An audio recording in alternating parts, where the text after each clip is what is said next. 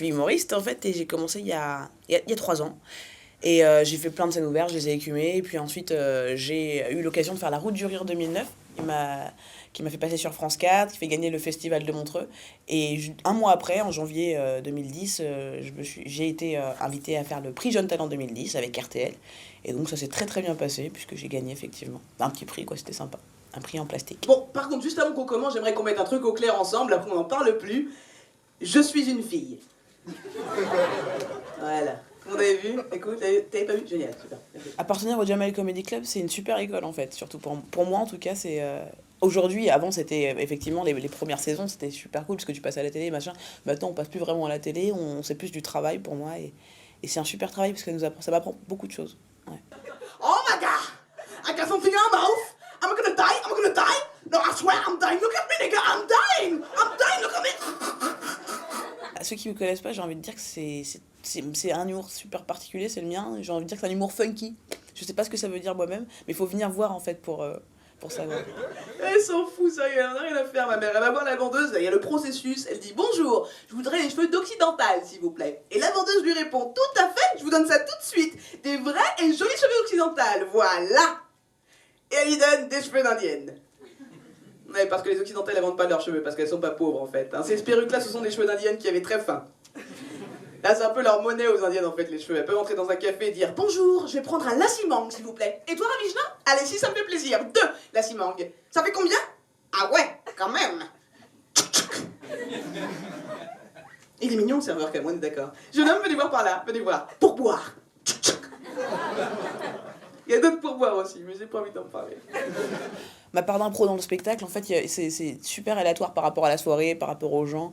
Des fois, ça peut être vraiment des délires qui partent très loin, et comme des fois, il n'y en a pas du tout. Ça dépend du public, comment ils ont envie de réagir. Des fois, ils comprennent pas qu'on leur parle. Il y a des publics qui comprennent pas que je leur parle et que j'aille les chercher. Du coup, ça donne des choses très étranges.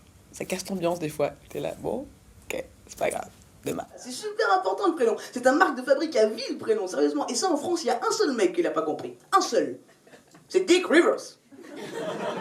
Dick Rivers, mon pote, tu m'étonnes que le mec il ait pas fait une carrière internationale. Dick Rivers. Il s'appelle Rivière de Bite. Je sais même pas s'il est au courant, le mec. T'imagines s'il apprend au bout de 40 ans de carrière?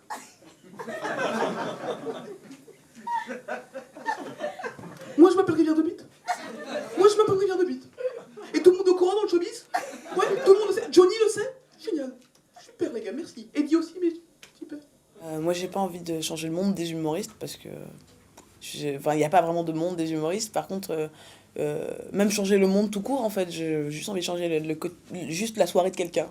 Tu vois, déjà, pour l'instant, ça sera déjà pas mal. Si quelqu'un rentre en faisant la gueule et qui ressort en souriant, c'est cool. Et c'est pas gagné. C'est pas sexy le français, je te jure. Alors que l'anglais, ça claque. Shirley, c'est américain. Grâce à mon prénom, j'ai réussi à décrocher plus d'entretiens d'embauche dans ma vie. Ouais, parce que malheureusement, dans beaucoup d'entreprises en France, ça se passe encore comme ça. T'as le DRH qui est derrière son bureau, avec l'ordinateur, la pile de CV, un petit stylo, une poubelle, et fait OK, c'est parti. Fatou, non. Aïcha, non plus. Rachid, laisse-moi rire. Merci. Jean-Jacques, ah, pas mal. Ah, handicapé, bien tenté l'handicapé. Pas cette fois, mon gars. Shirley, ah, c'est classe. Je vais la mettre avec Pauline. Pauline de la Passardière. Ma filleule. Je sais que ce que je dis, je le dis parce que j'ai envie de le dire et je fais pas de compromis pour l'instant. Après, je suis pas quelqu'un qui suis vraiment dans l'humour noir ni dans quelque chose de politique, donc j'ai pas ce problème finalement. Ce que je dis, ça reste hyper. Mais je peux dire des trucs, en fait, là, par exemple, Laurent Ruquier me disait la dernière fois, il me disait, t'as de la chance parce que tu peux dire des trucs atroces et on s'en rend pas du tout compte. Parce que c'est vrai que comme j'ai pas un discours politique du tout, ni engagé sur quoi que ce soit, on sent pas en fait. Alors que des fois, je dis des choses super graves. Ouais. Non, vraiment, c'est pas grave, je repasse, mec, là. Bah, en fait, je pourrais lui dire n'importe quoi, en fait, à ce mec, rien que pour voyager, il y croirait. Mon père? Ah non, il est mort, ouais, écrasé par des gnous. Ouais. Après, j'ai une embrouille de famille avec mon oncle, alors je me suis tiré. Et j'étais pote avec un facochère. Ah ouais, Charlie, votre histoire est merveilleuse. Vraiment, vous êtes engagé sur le champ. Tenez, prenez votre balai. Merci beaucoup. Hakuna Matata. Et quel chant magnifique. Ouais. Et j'ai fait un CDD de 2 semaines merveilleux, c'était cool, merci beaucoup. Il faut vraiment être soi-même, c'est ça le plus compliqué, c'est d'être soi-même. Moi, c'est hyper dur. Moi, quand j'ai commencé, j'ai fait des choses que je pensais qu'on attendait de moi. C'est-à-dire de l'énergie, ouais, ça, ouais. wouh. J'ai arrêté, ça m'a fatigué. Parce qu'en fait, plus tu grandis aussi, j'ai que 24 ans, plus tu grandis, plus tu te rends compte qu'il faut être proche de soi, quoi. Quand tu t'approches de la vérité, les gens le sentent. Et c'est pour ça que l'impro fonctionne très bien en spectacle. C'est parce que les gens sentent que c'est vrai, que c'est maintenant, dans l'instant, et que c'est vrai. C'est ça qui fait le plus rire, la vérité, je crois.